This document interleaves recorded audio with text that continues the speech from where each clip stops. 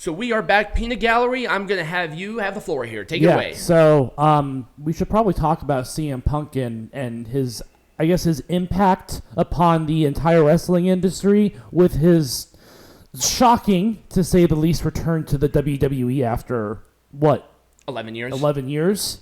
And him leaving on not so good terms with the owners at the time, the McMahon family. And Triple H specifically, too. Right. But we also have to talk about, too, how this is going to impact AEW in the long run, because I do not see... I don't see the long-term viability, quite honestly, of AEW with given the momentum that they're generating. Because currently, right now, they're stagnant. The momentum is not on AEW's side. No. WWE, I mean, I don't think you realize how big this was. I mean, this isn't encompassing, this is a clear thing of AEW is not even in the same ballpark. Right. And you can say all you want that AEW signed a lot of wrestlers, but if you look at WWE's moves over the course of the last couple of years, they're very selective with who they bring from the wrestling community into their roster, because they're not signing a lot of wrestlers anymore. Right. Now, Triple H, he was a little crazy about it, but I think it was tapered off, and now they're, once again, being very selective. Yeah. But it cannot be argued that CM Punk's return to the WWE is not going to affect AEW in some way. No. Like people have tuned in specifically to see CM Punk. For the first time, for many people, they're starting to watch WWE again. Look at the numbers that happened post that. It was 1.8. I mean, for Raw, which usually hovers around 1.4, 1.5, 1.8 is pretty damn good. And again, we just have to look at it from a momentum standpoint. The momentum it's very clear as to where the momentum is going, and it's not with AEW. Let's put it that way. And you know, it's hard to explain, because I don't think a lot of people get like the all the nuances that go into the creation of a superstar or a wrestler or anything along those lines. But AEW, I think, is playing a game that they have no idea how to play. Right. They're trying to be, and we can very clearly see the direction that AEW is going based off of conversations that have gone on with QT Marshall, especially in that with Matt Hardy with MJF. Right. But in that case, Tony Khan has a very clear vision of what he wants AEW to be. And it's very clear that AEW is going to be attracting a certain repertoire of... It's not viable. It's not sustainable. And it is sustainable in certain parts of the world, but it's not sustainable here. It's not even sustainable as really a television product. And here's because TV demands certain, I guess. It's not just TV. Wrestling is really influenced on the culture in general of that particular country. Right. In New Japan, it works in New Japan because it's treated seriously. Right. They're put on major other televised networks, the news, magazines. Right. That's why it works there. Same thing with Mexico. They give these gimmicks this larger than life folk hero personalities. Because that was lucha libre tradition for hundreds of years. With Japan is very traditional, like sumo wrestling. That's kind of where it kind of branches off from. Is a very traditional style. But here, the reason that WWE does the more entertainment aspect of it, the storyline aspect of it, because that's what Americans want to watch. Right. That's what Americans like to see. And that honestly sells. And even with other wrestling promotions that are based in the United States, you see them doing a lot of the entertainment aspect of it.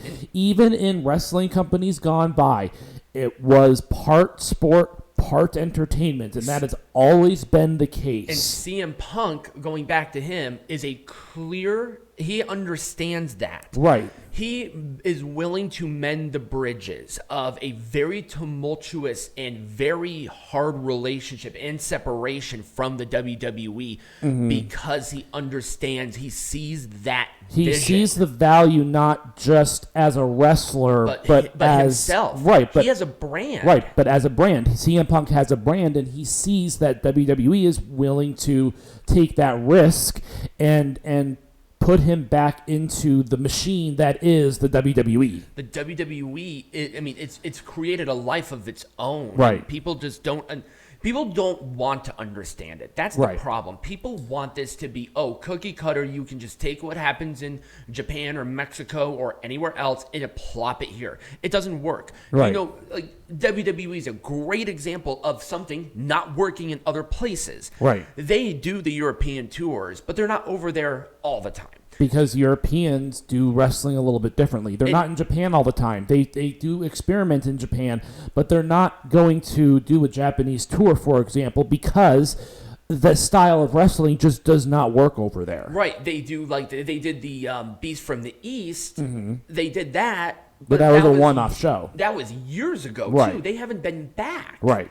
They do the Saudi Arabia show because, other reasons, but this is the first time that they've really been exposed to wrestling. Right. Same thing with Australia. They're going to put a lot of effort into the Australia market because there aren't a lot of those big, hard-hitting Australian-based companies. Right. Yeah. So, and I think that CM Punk going over to the E is not going to be a one-off thing. I think that certain other wrestlers, like we saw with Jade Cargill, like we saw with Cody, saw with Alexis King, right. We saw with, and we're probably going to see it with MJF and Ricky Starks, and the thing that I like to lean on is that WWE is only signing certain wrestlers that either have the potential to have a brand or already have a brand. Mm-hmm. So someone like Cody had the brand. He brought the brand with him. He built it. He built the American Nightmare after he left. And Jade Cargill, she didn't have a brand necessarily, but she was a very good person to attach a character to. I think Jade Cargill is a brand. I think Jade Cargill as herself is a brand. She oozed that creative spunk. She had a certain appearance. She has a certain level of charisma that makes Jade Cargill work. Right. CM Punk, same thing. Jade Cargill cannot be a CM Punk. No. It just won't happen. But CM Punk already has a brand. CM Punk can't be CM Punk cannot be a Jade Cargill. He can't change himself. Right. Put on 50 pounds of muscle and be a cocky dork. He can't do it. Right. And I think that with the rebrand of Lexus King, or rebrand of Brian Pillman Jr., Lexus King made sense because Brian Pillman Jr. didn't really have a brand of his own. Right. So WWE molded a brand off of someone who had all that potential. And I see that happening with certain other people as well. Carmelo Hayes, Braun Breaker, Von Wagner, and other people on the main roster that have that same sort of oozing of that charisma like Seth Rollins. But the point I'm trying to make is that WWE is strategically now not necessarily trying to become a brand. They're trying to find people that they can either create a brand around or someone who already has a brand that they then can utilize. Right.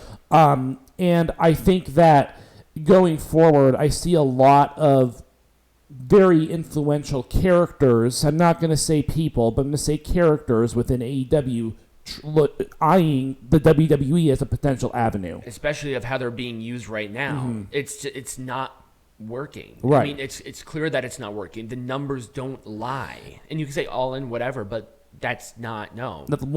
All In was a one-off. And it was in an area where they don't tour. I mean, it's selling pretty well right now. The All-In tickets are going on sale right now. Right. I just don't know if the company is going to make it to August. Right. And here's the thing, too, is that I see this happening in AEW as well, where they're trying to build characters.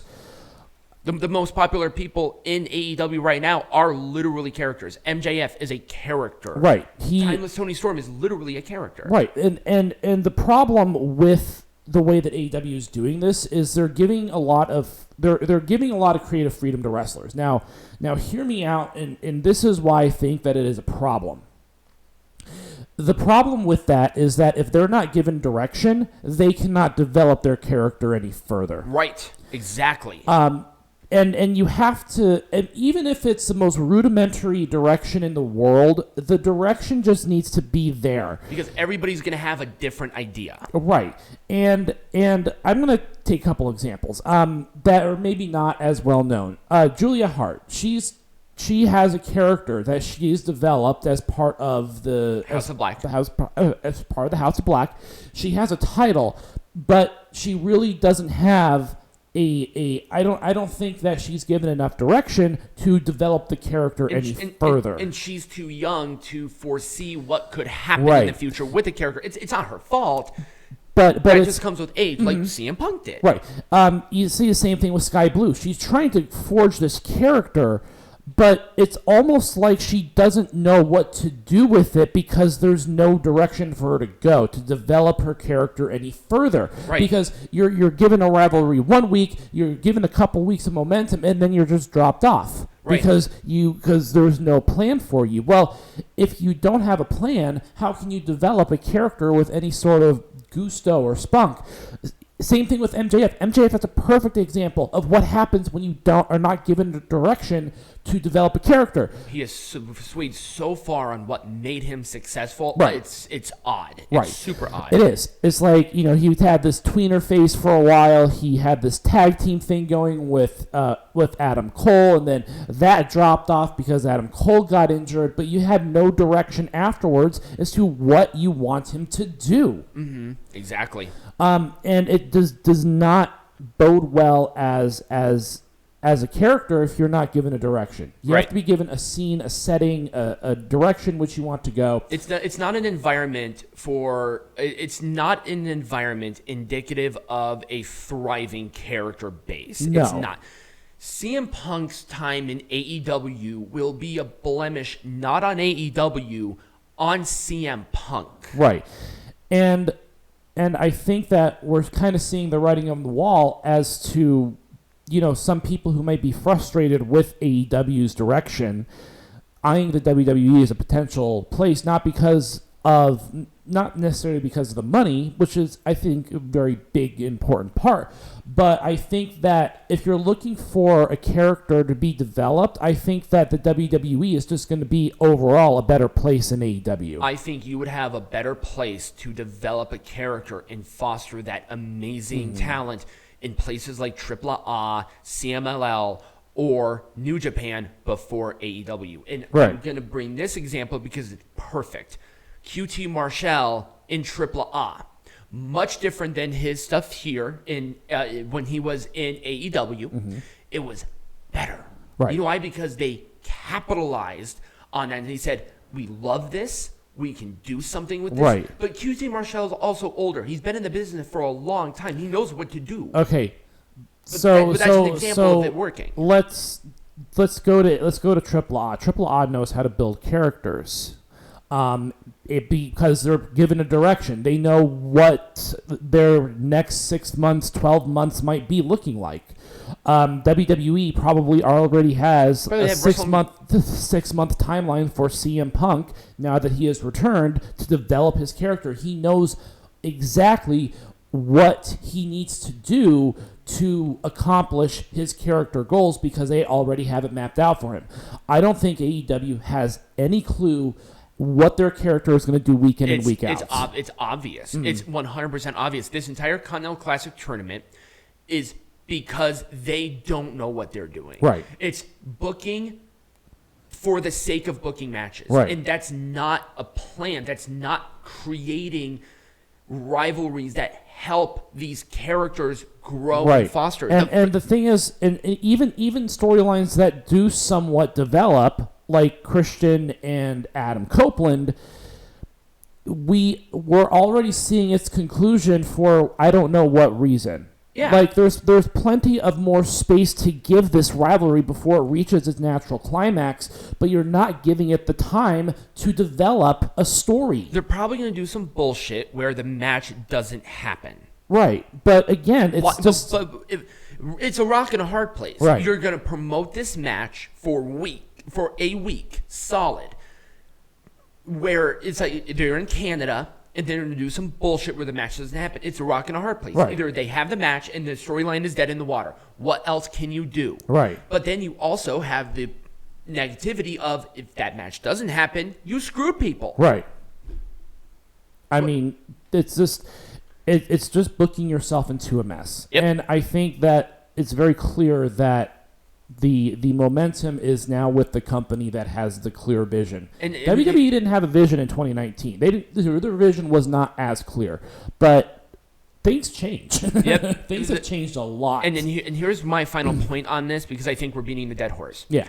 With CM Punk, look at how they're booking him right now. They did not jump him into a program right now. Why?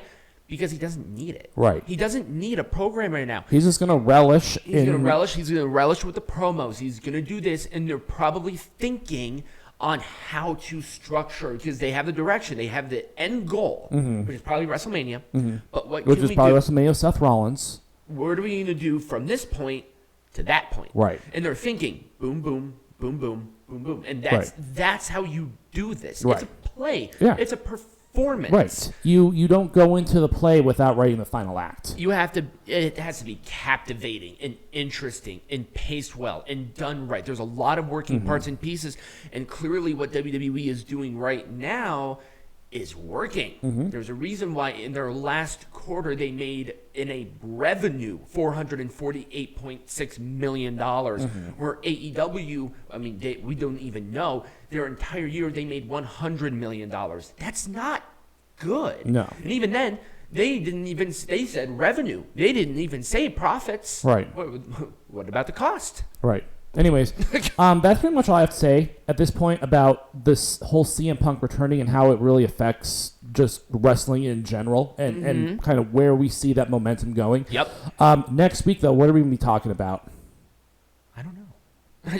I don't think there's any. I don't think there's a pay-per-view or anything. I'll have to double check that. But if you enjoyed this conversation, let us know what you think in the comments. Subscribe, like, share with all your friends, become a patron, get hats, and all of that will be in the bio. And as always, be majestic.